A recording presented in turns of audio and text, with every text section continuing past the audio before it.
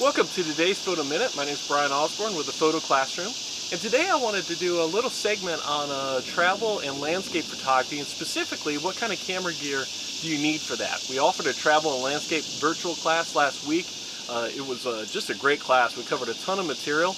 Remember that you can always purchase one of the recordings of our classes online, or you can email me and I'll send you the link to the class, as well as send you all the classroom material that would have come along if you had been able to attend at that time that the class was offered. But one of the most common questions when it comes to travel and landscape photography is, what is the minimal equipment that I need to be able to take with me in order to do the types of photographs that I want to accomplish? Now obviously that can vary a lot based off how much you feel like you can carry, how much equipment you own, and what are some of the main photo opportunities that you plan to have. But I think for most of us, we could boil it down to a couple key lenses and pieces of equipment that I don't think we're going to be able to do a lot of travel and landscape photography without actually having in hand and on our person. The first one is the camera body. And I'll come back to that in just a second, but you certainly got to have your camera body. And then in terms of lenses, I would say that you really might consider at least your general purpose lens as your #1 priority. For many of you, the general purpose lens could do different things. It could be the 18 to 55, it could be a 24 to 70. Mine specifically is a 17 to 70 millimeter lens by Sigma that I use on my Nikon cameras, my D7200 and my Nikon D500. But that general purpose lens is going to be the lens that's going to allow you to take a great majority of what you and I would usually consider to be travel and landscape type of pictures. Okay. Now I said I was going to mention the body to you in just a minute as well.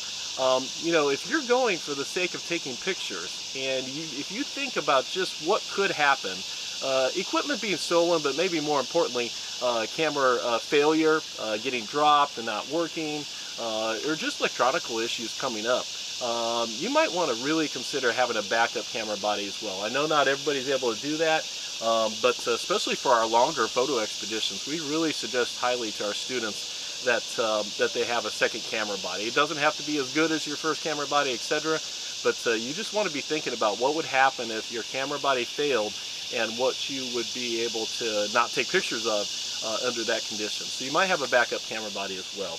Beyond your general purpose lens, you might want to look at an ultra wide angle lens, and I would think the ultra wide angle would probably be my #2 lens on the list. I have a Sigma 10 to 20 millimeter, but there's a variety of 10 to 18, 10 to 24, 18 to 35, 17 to 35 millimeter ultra wide angle lenses, depending on which system you are using camera wise. And that wide angle lens is what often we use for great landscape photographs. Get more in the picture to be able to create that near and far effect that comes with using a wide angle lens. Now, the third lens for many of us might be a telephoto lens, maybe a 55 to 250 or 70 to 300 millimeter lens. Many of you may even carry like a 70 to 200 2.8, although that's a pretty big lens to be carrying just for the chance of doing some pictures that are a little bit further away. One of the things that you might consider that almost takes out two main lenses is the 18 to 300 millimeter lens. This is a lens that works on a crop sensor camera by Nikon, Canon, etc. The one that I like the most is the Sigma 18 to 300, because this would actually take the place of my general purpose lens as well as my telephoto lens. So I'd actually get two lenses in one. It's also got a pretty good macro capability on it, so if you want to double it up for some close-up photography, many of my team members as well as myself do that, and we travel with that lens as our main general purpose lens. Include the wide angle, and then the third lens I would suggest that you consider is a prime lens, a lens that goes down to a lower number aperture, probably f1.8. For many of you that might be a 35 1.8 or 50 millimeter 1.8, and you say, well, why do I need a low light lens for travel photography? And the answer to that is twofold in my mind. One is for low light type of things that you might want to photograph, so museums, aquariums, nighttime photography, etc. That low aperture would really be useful in those situations. Secondly, that 35 or 50 millimeter prime lens might actually end up being your backup lens. If your all-purpose lens were to fail, it would be really great to have something in that middle normal range of our focal lengths in order to still be able to get some pictures, and then it doubles up as a low light lens as well. I actually carry a zoom lens that goes down to 1.8. It's a fairly unique lens made by Sigma as well. It's an 18 to 35 millimeter lens. So this one actually gives me a little bit of wide angle to normal, but still with that low f1.8 aperture if I need it for low light situations. Just a couple final things to think about that's beyond the lenses that we talked about. Number one is, I think you definitely got to have your whole set of polarizing filters. These filters are just a must-have in my mind for landscape photography. They take reflections off shiny surfaces like water and foliage.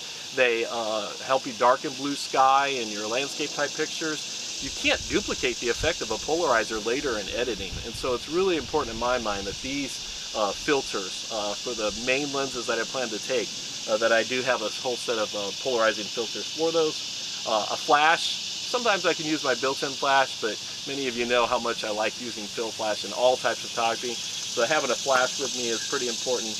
And then last but not least is a tripod. And some of you might want to do a little bit lighter weight tripod, etc. But not having a tripod for landscape photography really puts you in a pretty compromised position when it comes to certain lighting situations and really taking the time to design good composition shots, etc. So just as a quick review, camera body, all-purpose lens or an all-in-one lens like the 18 to 300, an ultra-wide angle lens, maybe a telephoto lens if you don't have the all-in-one lens, the 18 to 300, as well as some type of prime lens. And for most of you, the prime lens would be fairly small, so it's not going to take up a lot more space in your bag, but a 35 or a 50 millimeter 1.8 would be kind of my top suggestions for that. Filters, tripod, camera bag, and you're going to be able to capture a lot of those images that you want to when you're out doing travel photography as well as photographing landscapes of really any type. I hope this has been helpful. Continue to join in to our segments. This is Brian Osborne from today's Photo Minute.